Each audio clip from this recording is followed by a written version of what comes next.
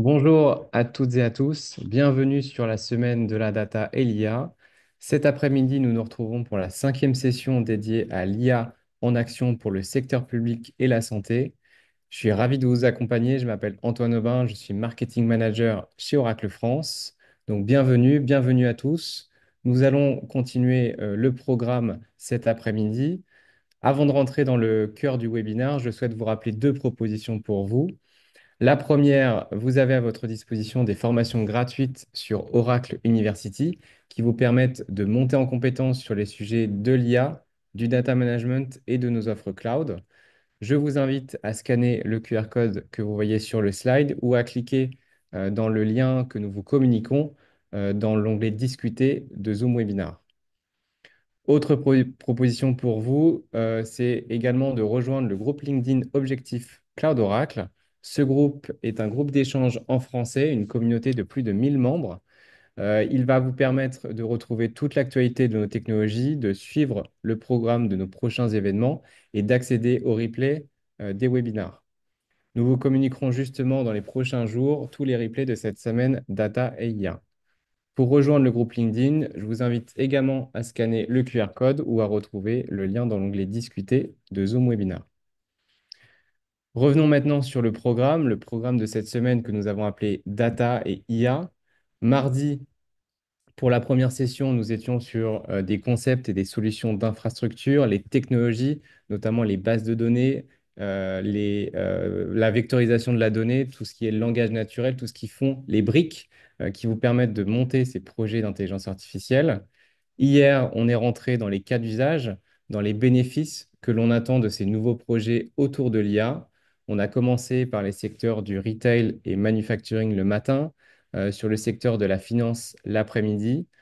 Ce matin, nous avons continué sur les secteurs de l'énergie, les services et la télécommunication. Et cet après-midi, on se retrouve sur le secteur public et la santé.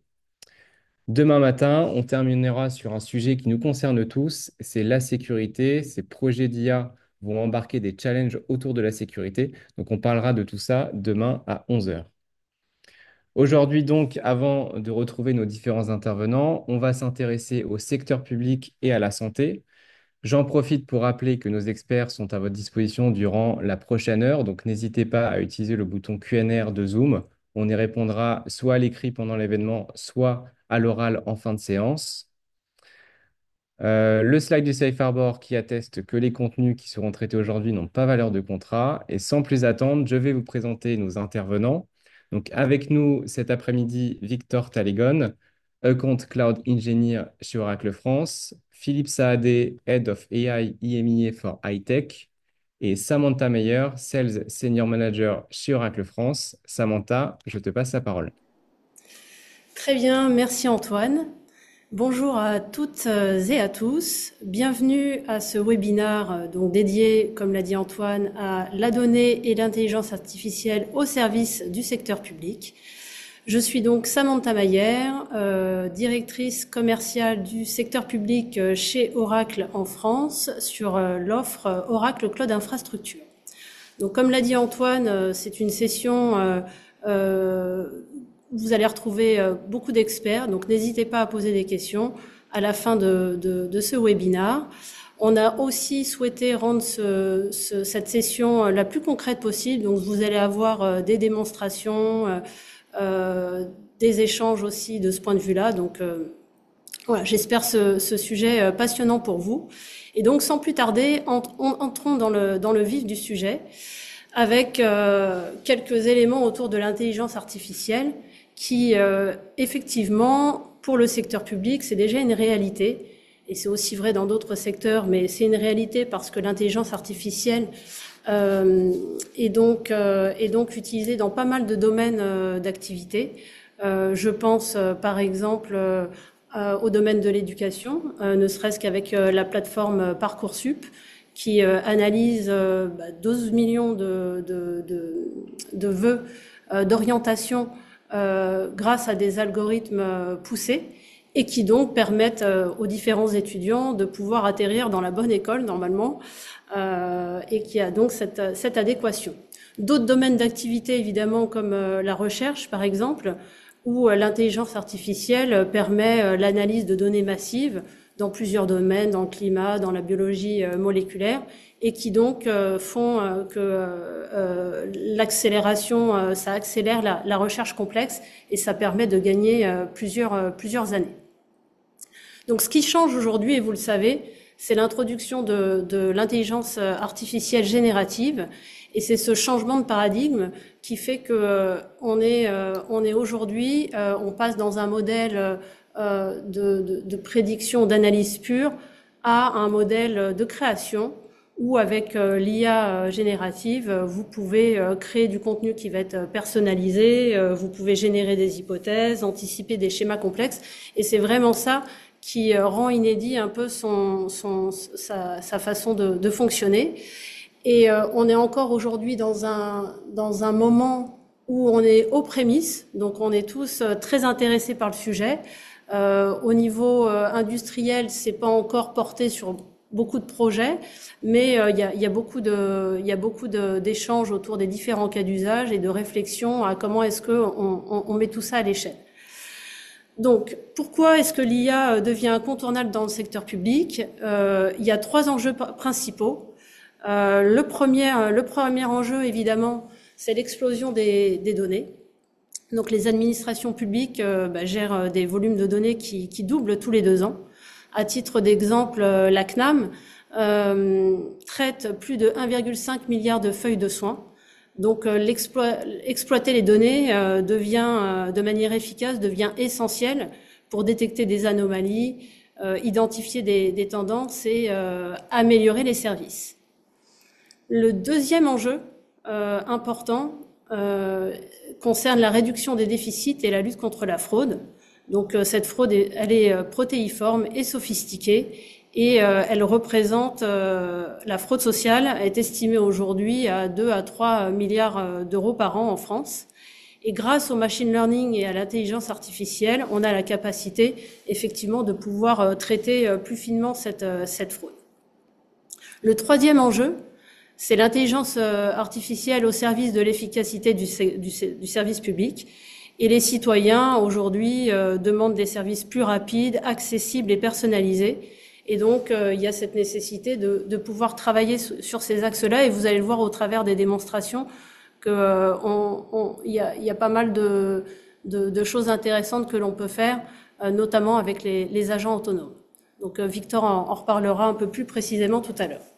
Donc après, la question que vous devez vous poser aussi, c'est comment est-ce que Oracle peut vous accompagner dans ces sujets de transformation et ces projets où l'intelligence artificielle est utilisée.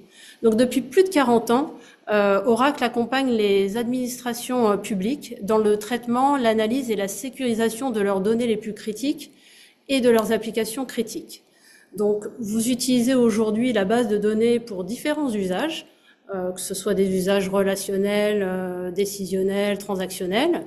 Et désormais, la nouveauté, c'est que vous allez pouvoir utiliser de l'intelligence artificielle directement dans cette base de données, puisque Oracle la met désormais à disposition. Donc, cette intelligence artificielle, en fait, elle va être au service de la base de données. Donc, on appelle cela donc la base de données autonome. Et donc, elle va pouvoir permettre aux DBA, aux équipes de production, d'avoir une base de données qui s'auto-administre, s'auto-gère et donc qui gère les opérations de maintenance et de sécurité. Et donc, de pouvoir se concentrer sur des tâches à plus haute valeur ajoutée que des opérations de patching spécifiquement. Et cette intelligence artificielle, c'est aussi la base de données qui est au service de votre propre intelligence artificielle, parce que avec donc ces fonctions d'agents RAG intégrés dans la base, vous allez pouvoir créer votre propre IA et vos propres agents autonomes. Donc ça, c'est pour la partie données. Ensuite, le cloud, autre élément très important, puisque le cloud, c'est un accélérateur des projets de transformation. C'est aussi ce qui permet de faire de l'innovation continue. C'est ce qui va vous apporter plus de sécurité aussi. Et donc, le cloud chez Oracle est arrivé il y a une dizaine d'années. Et l'avantage, c'est que on a pu tirer les bénéfices des autres hyperscalers, ce qui fait qu'aujourd'hui, on est en capacité de vous offrir un cloud qui offre le meilleur ratio coût-performance. C'est des informations que vous retrouvez, des sources que vous pouvez retrouver du Gartner directement. Et l'autre spécificité, c'est que ce cloud est complet, donc il a une offre qui va de l'infrastructure jusqu'aux applications en passant par la plateforme. Et donc ça aussi, c'est intéressant pour avoir mener des projets de transformation de bout en bout. Le dernier aspect de ce cloud, c'est important pour vous aussi, clients du secteur public, c'est qu'il vous offre le choix en fonction de vos besoins. Donc vous avez la possibilité, la capacité de consommer ce cloud en mode public, en mode privé, c'est-à-dire le cloud dans vos data centers, ce qui est le cas, à titre d'exemple, du CERN, qui utilise la base de données autonome dans ses propres infrastructures pour piloter et analyser l'ensemble de leurs données scientifiques. C'est le cas également de l'ASP, juste à titre d'exemple. Et vous avez aussi la possibilité de consommer ce cloud directement chez vos partenaires Azure, GCP et AWS. Enfin, bien sûr, l'intelligence artificielle, qui est le troisième pilier de notre stratégie. Et donc, dans cette combinaison, vous allez avoir un premier aspect sur la partie infrastructure, où nous sommes le premier fournisseur de GPU avec donc la mise à disposition du plus gros supercluster cloud au monde, avec plus de 137 000 GPU. Et désormais des partenariats aussi qui ont été noués avec Nvidia, OpenAI et Cohere. Et en l'occurrence, aujourd'hui, à titre d'exemple, l'IA de Bing est opérée sur notre cloud pour l'intelligence artificielle. C'est le cas aussi d'Uber ou de Zoom. Voilà. Donc, en dernière partie, je vous propose de rentrer dans les cas d'usage concrets qui vont être développés tout de suite après cette introduction que j'ai essayé de faire le plus court possible. Donc, un premier cas d'usage concret qui est l'automatisation des processus administratifs, donc avec l'utilisation d'Oracle RAG, AI Agent. Donc, les agents publics peuvent retrouver instantanément des informations dans des textes de loi ou des règlements, ce qui permet de réduire significativement les délais de traitement des dossiers et donc passer de plusieurs heures à quelques minutes. Donc ça, je pense que c'est un vrai sujet qui se pose dans le secteur public et en tout cas, on entend beaucoup de clients qui souhaitent en savoir davantage sur cet aspect. Un deuxième cas d'usage concerne la fraude, avec la plateforme Data Science, qui est notamment utilisée par le NHS. Et donc, en mettant en place cette infrastructure, le NHS a pu identifier des anomalies en temps réel et donc, au bout de 2 ans, évaluer un manque à gagner on fait des gains de 2 milliards de livres sterling. Donc voilà, ce qui est quand même très significatif. Et enfin, pour terminer, les diagnostics médicaux en temps réel où nos solutions de machine learning permettent aux radiologues de poser des diagnostics en temps réel grâce à des analyses automatiques d'images médicales, ce qui donc peut avoir un impact direct sur la vie des patients. Écoutez, voilà, j'en ai terminé pour cette introduction. Je passe la main donc à Victor qui va vous présenter les différents cas d'usage et les démonstrations qui vont avec. Donc, Victor, bienvenue. Merci Samantha pour cette introduction. Merci à tous d'être là présents pour ces webinaires. Et donc, comme Samantha l'a dit, je vais vous présenter ces 3 cas d'usage. Donc, pour les premiers, ça va être l'assistant IA documentaire pour les agents de service public. Donc, en quoi ça aide l'IA au service public? Bon, en fait, les agents du service public doivent chercher parmi de textes de loi, parmi beaucoup de documentations différentes, manuels d'utilisation de produits, des outils logiciels, des guides de support, etc. Donc, le but est de faciliter la consultation de ces documents, ce qui va permettre euh, les agents de service public de résoudre beaucoup plus rapidement euh, les consultations qu'ils doivent faire. Donc, la solution consiste à mettre en place le service OCI RAG Agent qui aura accès à la documentation propre au service public, mais pas uniquement ça, mais il y aura aussi accès aux sources de données externes, ce qui est très important. Donc, il y aura accès au site de type servicepublic.fr où il y a pas mal de documentation, d'autres sites où le texte des lois sont hébergés, etc., etc. Ce qui va permettre à l'agent, au chatbot, de donner des réponses pertinentes avec les contextes où la réponse a été trouvée et donc en donnant aussi la source de réponse. À quoi ça bénéficie les agents de service public? C'est très, très facilement, c'est la résolution plus rapide de requêtes ou des questions, des dossiers qu'ils traitent, mais pas uniquement, c'est la mise à disposition de sources documentaires. Donc, ça va être les concepts du RAG, ce qui va permettre de baser les réponses sur des textes factuels et pas uniquement des réponses générées avec des IA génératives. Donc, sans plus délai, on va regarder cette démo dans laquelle je vous montre directement la plateforme cloud. C'est en fait c'est chatbot. Ça c'est la page d'accueil. C'est sur un site web. Dans ces cas-là, c'est pas uniquement le seul moyen de consulter, de consommer cet agent, mais aussi dans des boules de type chatbot insérées dans des pages web. Et donc, on peut voir qu'il y a une petite fenêtre pour interagir, pour chatter avec l'agent qui garde l'historique de la conversation. Et maintenant, on va voir quelques exemples de documentation que j'utilisais pour cette démo. Donc, je me suis basé sur le code de travail avec ces 3000 pages qui parlent tout le type de loi du travail, de conventions collectives, de congés payés, jours de repos, etc., etc. On peut trouver quelques mots qui semblent nous parler, par exemple, jour de repos, don des congés, etc. Aussi, cette documentation est mise à disposition sur Internet. Donc, c'était mis à jour le 15 janvier. Donc, c'est le texte de loi avec les dernières mises à jour. Et puis, en deuxième place, il y a les codes généraux des impôts, où c'est un peu moins de pages, mais par contre, la thématique est beaucoup plus parlant pour les gens qui parlent de leurs finances, exonération des impôts, qui doit payer quoi, etc., etc. Donc, on a ces deux exemples qu'on va mettre dans son dossier cloud.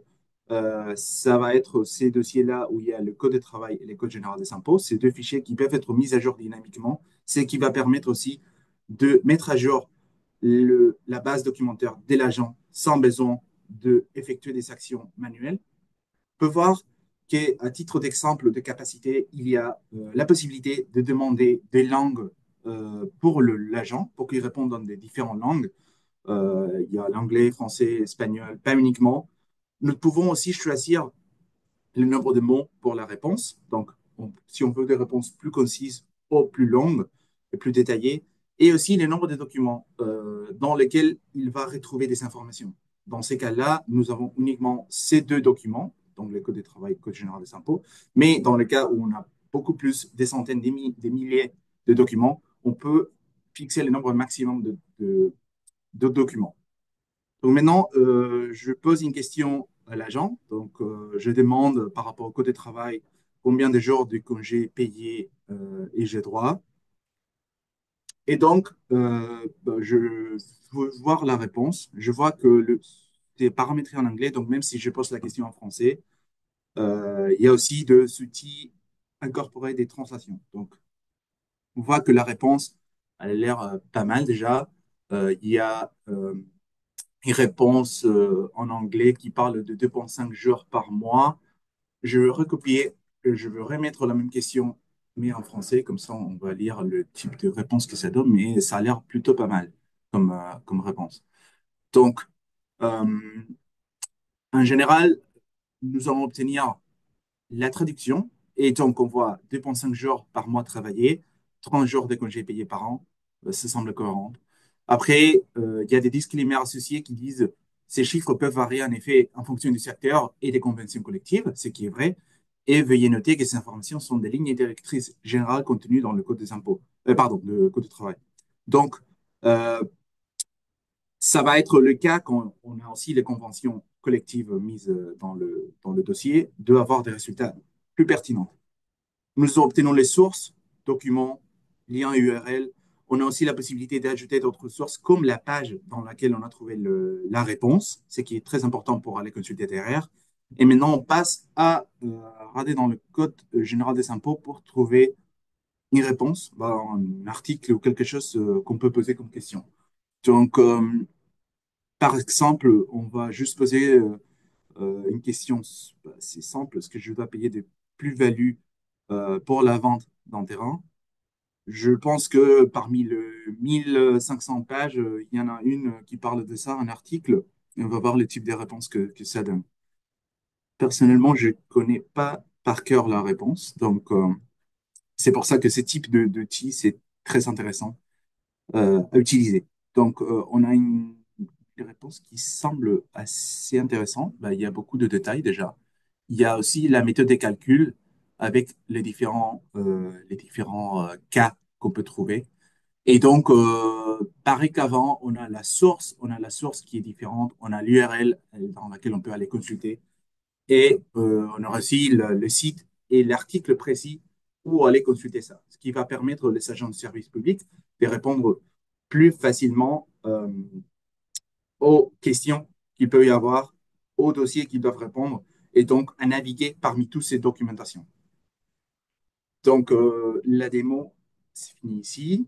Et puis maintenant, on va passer côté architecture, à voir les différentes couches logicielles de services Oracle ou Cloud qui intervient directement dans ces démos.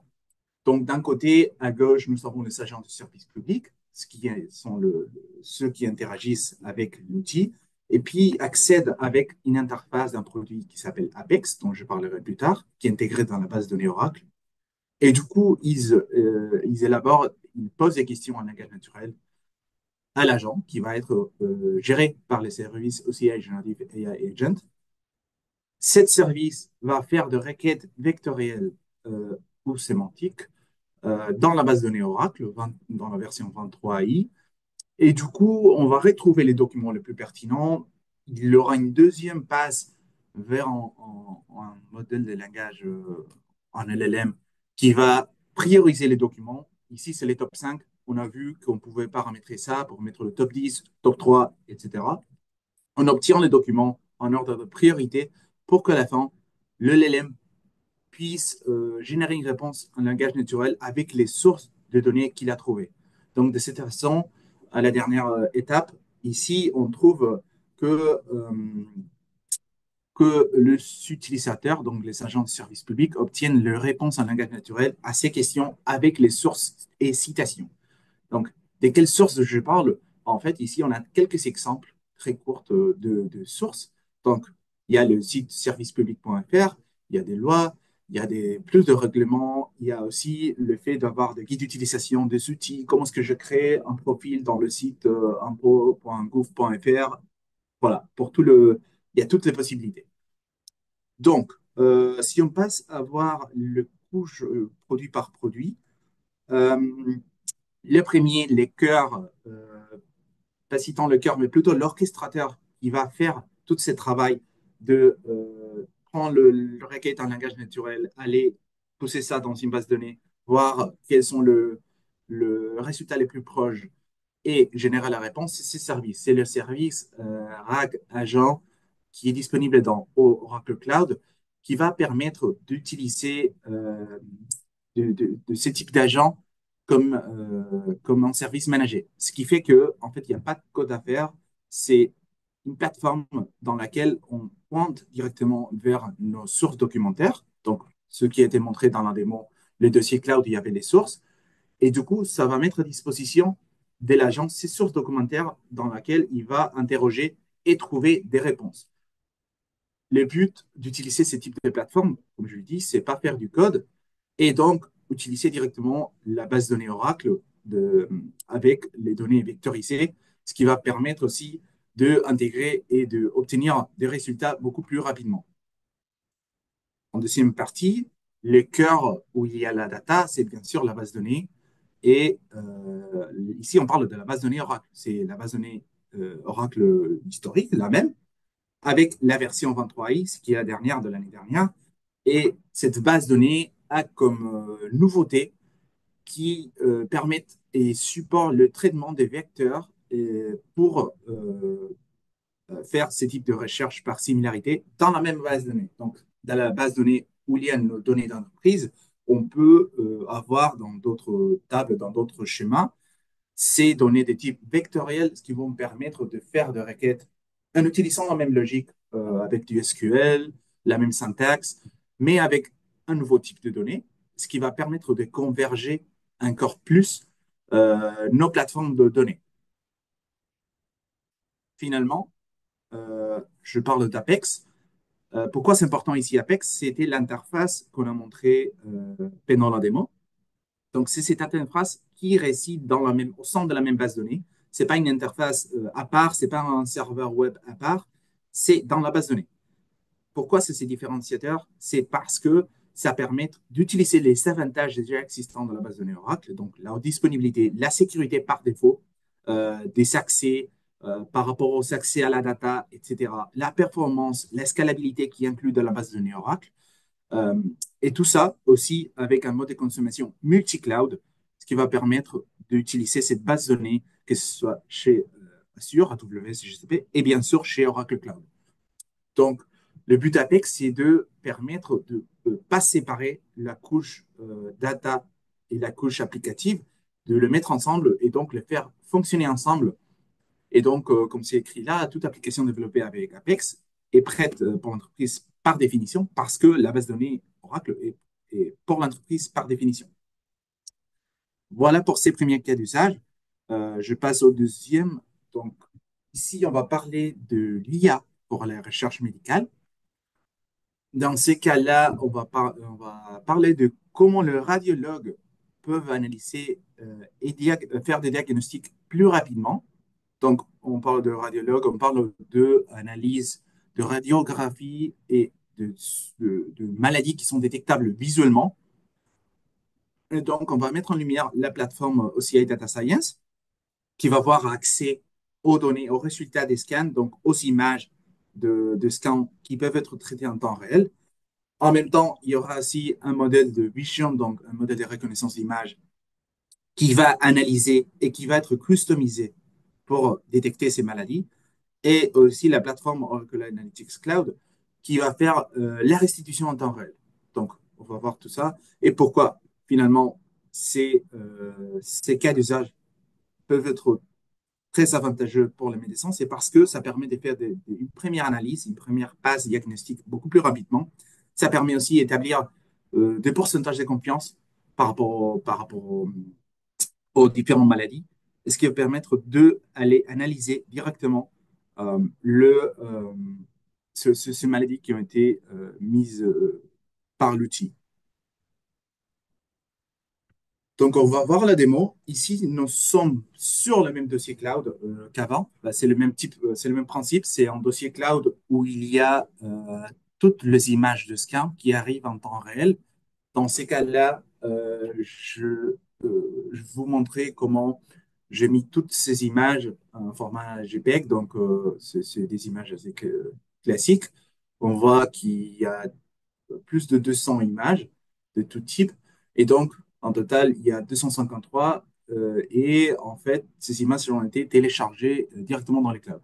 On peut aussi faire une synchronisation avec des dossiers qui existent directement chez les médecins. Et puis, en fait, les images semblent à ça, et c'est des scans du cerveau directement. C'est ça qu'on va donner à l'outil, c'est ça qu'on va analyser, et c'est là où on va faire des prédictions par rapport à la probabilité et pourcentage d'avoir de ces maladies. Donc, ici, c'est la plateforme, la page d'accueil de la plateforme Oracle Analytics, ce qui va permettre de faire la restitution des résultats. Du coup, on rentre dans le dashboard et donc on arrive sur cette page dashboard d'accueil qui va avoir toutes les informations nécessaires qui vont permettre le médecin de faire ses diagnostics. Donc, à droite, nous avons les images, nous avons les différentes images de scan qui ont été effectuées. Et puis, à gauche, nous avons tout un tas d'indicateurs qui vont permettre de faire ces prédictions. Donc, il y a des différents types de tumeurs dans ces cas d'usage, par exemple, tumeur, méningioma, glioma ou sans tumeur. Il y a aussi les probabilités pour chaque type de tumeur. Donc, pour chaque prédiction, il y aura ces quatre indicateurs qui vont changer de façon dynamique. Et puis, si on descend un peu plus, on voit le statistique qui ont été, qui sont sortis de l'entraînement, de la customisation du modèle de vision. Donc, par rapport au type de maladie, on voit qu'en total, c'était 3000 images, mais par contre, pour le test, pour tester justement l'efficacité de l'outil, ça a été utilisé 200 quelques. Aussi, les temps de l'entraînement, c'était de 2 heures, et on voit les métriques qui sortent de l'entraînement, ce qui est des métriques qui sont autour de 90% des taux de précision. Donc, là, on va avoir un exemple de comment est-ce que la plateforme se comporterait pour un utilisateur, pour un médecin qui irait sur cette plateforme. Et donc, dès que l'image arrive, il irait directement cliquer sur la nouvelle image. Donc, dans ces cas-là, c'est l'image qui était déjà chargée, préchargée. Donc, ce sont les résultats liés à cette image. Dans ces cas-là, il y a ces 90% des probabilités de tumeur pituitaire. Et on va tester un deuxième exemple. Et donc, on va voir comment la plateforme réagit en temps réel et ça se met à jour avec la nouvelle image. Donc, on fait clic et puis ça change l'analyse. Et donc, pour ces cas-là, pour ces patients, il y a un diagnostic complètement différent. C'est qu'il y a en 16% toujours de tumeurs pituitaires, mais par contre, il y a plus de 80% de, de chances qu'il n'y a pas de tumeur, ce qui peut permettre aussi d'établir déjà une première analyse assez positive pour ces patients, mais par contre, de donner une direction d'analyse pour avoir un deuxième avis. Ce qu'ils iraient par rapport à ces résultats. Donc, ça, c'est pour la deuxième démo. Et puis maintenant, comme avant, on va passer à voir l'architecture de services Oracle Cloud qui sont derrière. Donc, nous voyons que il y a le radiologue qui sont à gauche et qui mettent le scan dans le dossier d'image médicale. Ces images sont accédées en temps réel depuis la plateforme OCI Data Science, ce qui va permettre d'envoyer ces analyses vers un modèle de vision, donc des reconnaissances d'images customisées. Du coup, une fois on envoie ces analyses, on reçoit les prédictions par rapport aux 4 maladies qu'on a vues. Une fois ces prédictions sont reçues, sont envoyées dans l'outil de restitution Oracle Analytics Cloud avec les informations du patient. Et donc, dernière étape, c'est que le radiologue obtient de cette façon dynamique, en temps réel, après quelques minutes, le résultat de l'analyse. Par rapport au service qui intervient dans cette démo, le service Oracle Analytics Cloud, c'est la plateforme analytique pour tout type d'utilisateur. Dans ces cas-là, les médecins radiologues répondent au deuxième groupe, donc les groupes d'analyse, ceux qui expérimentent cette analytique augmentée, cette IA, avec des modèles de machine learning qui sont prédéfinis, comme le modèle de vision, mais customisables. Donc, on est dans le quatrième cas, Consume External ML Model, ce qui va permettre de customiser ces modèles prédéfinis pour des cas d'usage spécifiques au métier. Donc, dans ces cas-là, dans le secteur médical. Puis, il y a une nouvelle feature aussi dans cette plateforme analytique, c'est l'agent copilote, ce qui va permettre directement de demander un langage naturel à un assistant qui va sortir le graphe et les analyses pertinents et correspondant à nos besoins. Donc, on peut lui demander, par rapport à cet exemple, on peut lui demander, filtre-moi les patients qui ont fait un scan hier, qui ont un taux de réussite ou un taux de survie ou de ne pas avoir de tumeurs à plus de 50%.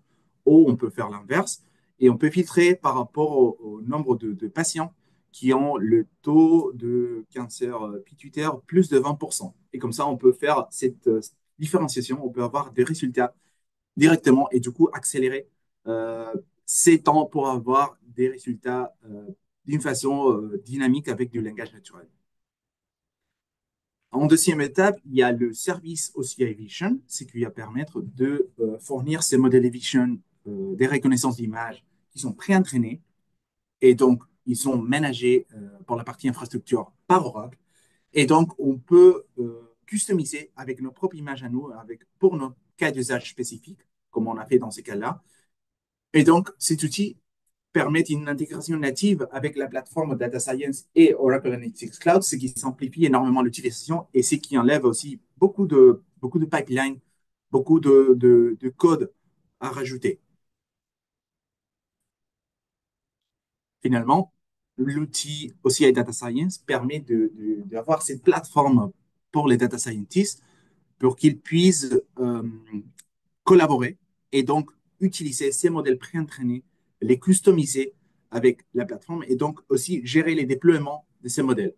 Donc, ça permet d'appliquer la gouvernance au sein de ces équipes de data scientists, ce qui vont permettre de déjà utiliser les outils qu'ils utilisaient avant. Donc, c'est basé sur de l'open source, c'est des notebooks Jupyter qui fonctionnent avec du Python. C'est juste des environnements managés par Oracle. Donc, il n'y a pas de souci de l'infrastructure. Et du coup, les data scientists peuvent amener ces algorithmes existants, ils peuvent utiliser ceux qui sont proposés par Oracle et finalement déployer, entraîner et suivre les déploiements des modèles directement depuis la propre plateforme, ce qui va permettre aussi de mettre à jour les modèles, suivre les performances si on voit que le modèle a une tendance à faire des prédictions moins précises, etc. Voilà pour ces cas d'usage. Finalement, alors je vais parler très rapidement de ces cas d'usage, c'est par rapport à la détection de la fraude.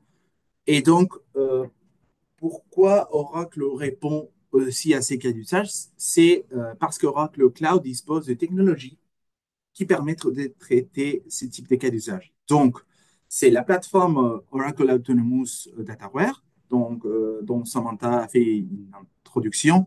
C'est la base de données managée par Oracle, ce qui va permettre de stocker toutes les données des transactions dans, et donc utiliser les capacités de graphes, aussi les capacités des machine learning dans la base de données. Donc ici, on parle tout au sein de la même base de données sans sortir de là, ce qui va permettre aussi d'avoir des performances beaucoup plus élevées. Et finalement, faire une restitution avec l'outil Oracle Analytics Cloud qu'on a vu tout à l'heure. Donc, pourquoi les graphes? Pourquoi les graphes répondent au, au type de cas d'usage fraude? C'est parce que des fois, les transactions financières euh, on a tendance à justement à représenter avec ce type de graphes, ça se voit beaucoup plus facilement. Et donc, il y a des algorithmes prédéfinis qui permettent de détecter de la fraude avec ce type de visualisation. Si on a de centaines, des milliers de lignes plutôt de bases de données classiques, c'est beaucoup plus difficile. Et les types d'algorithmes de machine learning classiques, des fois, ne fonctionnent pas de la même façon. Donc, c'est pour ça que les capacités des graphes sont essentielles quand il y a ces types de data, des transactions entre eux et des relations avec beaucoup d'utilisateurs entre eux. Oracle Machine Learning permet de faire du machine learning directement dans la base, donc faire des analyses pour le graphe avec de la syntaxe qu'on utilise classiquement pour le machine learning. Et ce qui permet aussi à vos équipes de data scientists de faire et adresser ce type de cas d'usage sans besoin d'apprendre à traiter tous les graphes d'une façon des zéros, on va dire. Et finalement, la plateforme Oracle Analytics Cloud, ce qui va permettre euh, aux analystes d'avoir la restitution directement sur cette plateforme de transactions frauduleuses et aussi avoir des indicateurs par rapport aux tendances. Et voilà pour ces cas d'usage. Et là, je passe la main à Philippe Sadet. Merci Victor. Merci pour cette présentation riche de démonstrations et puis pour ces explications autour de certains cas d'usage. Et bonjour à tous. Alors, pour ma part, en fait, je vais terminer cette session avant que l'on puisse passer à une série de questions-réponses en vous présentant de façon panoramique mais aussi synthétique le portefeuille de solutions d'Oracle sur la partie intelligence artificielle. Alors, il faut savoir que chez Oracle, en tant que partenaire technologique, il y a une obsession, pour moi je considère être une saine obsession, qui est de placer l'intelligence artificielle au cœur des quatre couches qui forment une vraie plateforme technologique. Évidemment, la couche d'infrastructure, on en a parlé un petit peu dans l'introduction. Il y a forcément une couche très riche qui s'occupe de la data. Victor a mis en avant certains aspects de certaines technologies Oracle. Il y a bien sûr une couche qui est complètement dédiée au service d'IA, mais il y a aussi, et c'est très important, une partie qui s'occupe plutôt de la restitution au sein d'applications, éventuellement en mode SaaS. Et l'objectif d'Oracle, d'un côté, c'est d'intégrer de l'intelligence artificielle, j'ai envie de dire tout simplement de l'intelligence et de l'efficacité dans les solutions elles-mêmes, mais c'est aussi de s'assurer que ces différentes couches, en fait, sont conçues, sont affinées pour travailler ensemble efficacement dans un contexte où une entreprise ou une équipe souhaite développer un produit ou un cas d'usage en utilisant l'IA. Les technologies, il y a 5 ans, n'étaient pas pensées forcément pour le type de traitement qu'impose l'intelligence artificielle et il faut faire évoluer ces technologies. Et c'est le souci d'Oracle que de faire le positionnement de l'IA à l'intérieur des outils et aussi dans la collaboration entre les différentes couches. Alors, quand on est Oracle et qu'on a ce souci de la précision et du détail, alors évidemment, le résultat, c'est euh, un ensemble de solutions qui vont prendre chacune leur place dans ces différentes couches. Alors, l'objectif là, pour moi, c'est pas de vous présenter de façon méthodique chacune de ces solutions. Si vous avez des questions précises, si vous avez un contexte particulier, surtout n'hésitez pas à nous contacter pour qu'on puisse prendre rendez-vous et vous accompagner dans une présentation peut-être un peu détaillée et en argumentant à chaque fois les pour et les contre de chaque technologie par rapport à votre contexte. Moi, ce que je vais plutôt essayer de faire aujourd'hui, c'est de vous donner un point de vue intelligible et synthétique sur la façon qu'a Oracle de contribuer au besoin générique qui est de je souhaite fabriquer un produit ou une solution ou résoudre un problème en utilisant l'IA. Quelle est la contribution d'Oracle précisément dans les quatre piliers qui vont m'être utiles pour fabriquer mon produit ou ma solution? Alors, je vais éclairer, mettre en relief certains éléments sur la partie infrastructure pour l'IA. Alors, c'est peut-être méconnu du grand public, mais en réalité, il y a plus de 16 ans, Oracle a déjà fait parler de lui par l'excellence des solutions Exadata qui avaient pour vocation d'héberger, de servir la donnée dans des cas d'usage qui étaient les plus intensifs. Alors, on peut penser au monde bancaire, on peut penser aussi aux organismes publics qui avaient à traiter des très grosses volumétries, parfois avec des contraintes de temps et de performance. Donc voilà, ça c'est vraiment une des expériences la longue trajectoire d'innovation d'Oracle. Et ce qui a permis à Oracle, en fait, en tant que fournisseur de cloud public, d'être le premier fournisseur de cloud à dire, d'accord, dans le cloud, beaucoup de choses sont virtualisées, le stockage, les instances, toutes les machines sont virtuelles. Et bien, en fait, nous, à la demande de nos clients, on va mettre à disposition des machines qu'on appelle donc bare metal, qui sont exemptes de toute couche de virtualisation et qui vont servir les besoins pour nos clients avec certains niveaux d'exigence. Et naturellement, ça nous a conduit à être le premier fournisseur de cloud permettant d'accéder à des vrais clusters, donc des grappes de machines orientées calcul haute performance et en particulier pour l'IA, de façon à permettre à des entreprises qui n'ont traditionnellement pas accès à ce genre de technologie, de mettre un pied dans le calcul haute performance et l'IA en usage massif. Et puis, dans cette volonté de démocratisation, l'année dernière, on a également commencé à rendre accessible à un coût très intéressant des systèmes de stockage qui ont des performances qu'on trouve en général dans les centres de recherche ou au sein d'entreprises qui ont l'habitude du calcul de performance. Et voilà, nous, on a décidé de rendre accessibles ces technologies à un grand nombre d'entreprises à l'usage en fonction de leurs besoins et adaptées à la taille de leur projet. Et l'excellence de la maîtrise d'Oracle sur les infrastructures IA a fait par exemple que cet acteur qui est si connu aujourd'hui dans le monde de l'IA générative, OpenAI, de décider en 2024 de choisir Oracle pour étendre ses infrastructures sous-jacentes à ces produits, au-delà de Microsoft Azure, de dire en fait on a besoin d'un second fournisseur de capacité et on va choisir Oracle parce que les infrastructures sont vraiment apportent en fait les performances les meilleures. Et d'ailleurs, si vous avez suivi l'actualité, dans la nuit de lundi à mardi pour nous, en Europe, une annonce a été faite par OpenAI aux États-Unis d'une collaboration avec Oracle, avec NVIDIA et avec un financement d'une société qui s'appelle SoftBank pour euh, piloter un projet d'investissement de 500 milliards en infrastructure IA aux États-Unis sur en particulier donc le matériel NVIDIA, mais surtout avec le savoir-faire particulier d'Oracle dans cette dimension. Donc vraiment, vous voyez qu'en termes d'infrastructure, il y a une expérience très très forte chez Oracle, qui est reconnue au plus haut niveau, mais ça concerne aussi toutes les entreprises et tous nos clients, parce que du coup, ça nous permet de démocratiser l'accès à ces technologies de très haute performance, voilà, vraiment pour tout type d'entreprise.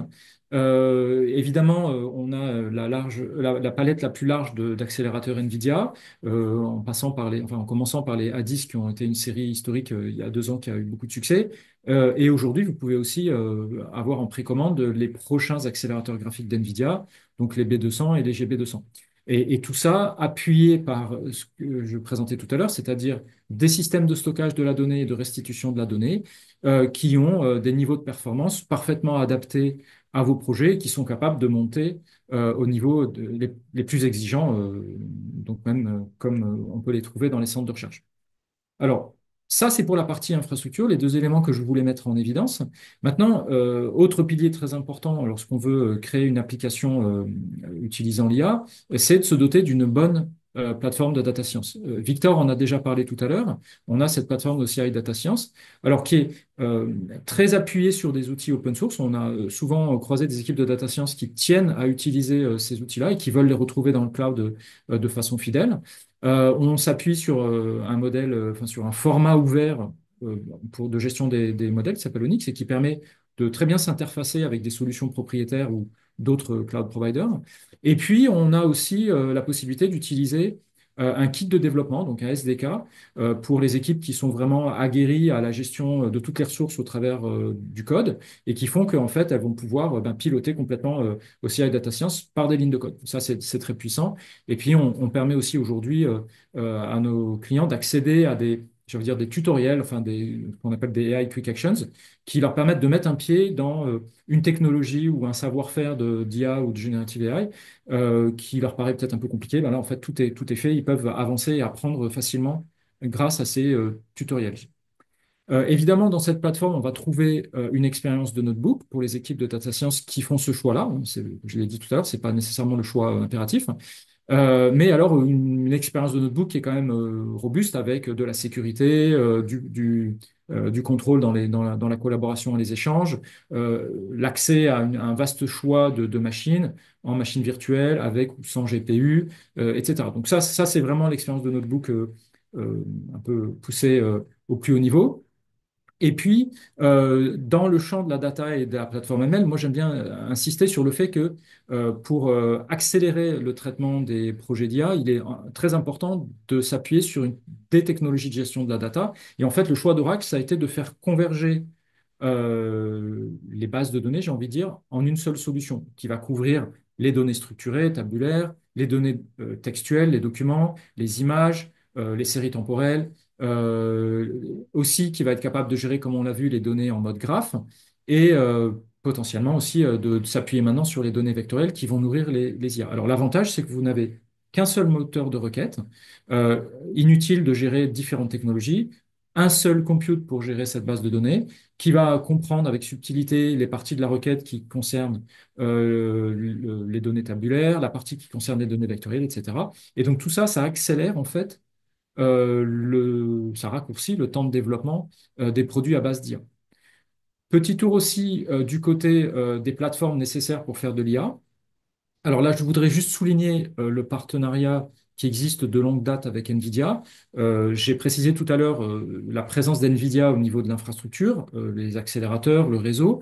Mais aujourd'hui, NVIDIA, c'est aussi et presque surtout, j'ai envie de dire, une large palette de solutions logicielles qui vont traiter des sujets bien précis, l'image, l'entraînement de modèles de recommandation, affiner des modèles de machine learning, etc. Et en fait, vous pouvez, grâce à la marketplace d'Oracle, retrouver euh, toutes ces solutions NVIDIA déjà prêtes à l'emploi pour l'infrastructure et le cloud d'Oracle. Donc ça, c'est également un accélérateur. Nos clients très souvent nous sollicitent sur la présence de nos infrastructures dans le monde en fonction de là où sont leurs clients. Alors, dans un contexte plus secteur public et en France, je pense que je dois attirer votre attention sur la présence de deux régions souveraines au sens de la communauté européenne, qui sont l'une située à Madrid et l'autre à Francfort. Et vous voyez sur la carte aussi différents types de cloud. En fait, parce que l'expérience cloud d'Oracle, elle peut se vivre dans le cloud public, elle peut se vivre dans des régions qui sont à destination des structures gouvernementales ou, comme je l'ai dit, des clouds souverains, mais elles peuvent aussi exister dans vos propres data centers parce que vous décidez d'avoir tout ou partie du cloud chez vous, sous votre contrôle, ou elles peuvent être aussi hébergées par des entreprises et donc ils vont retrouver en fait nos solutions, mais presque, j'ai envie de dire, en marque blanche ou sous leur contrôle. Pour terminer rapidement, un mot sur les outils de développement qui sont un peu à la fin de la chaîne d'intégration de l'IA dans les applications. On va avoir, je voudrais mettre en avant un outil, on dit low code, no code, donc qui ne nécessite pas beaucoup de compétences de développeur, qui s'appelle Apex, qui a déjà permis la production de 21 millions d'applications utilisées par 850 000, donc près d'un million de développeurs, qui offre en fait la mise à disposition en mode mobile ou web, et qui intègre également des capacités d'IA générative.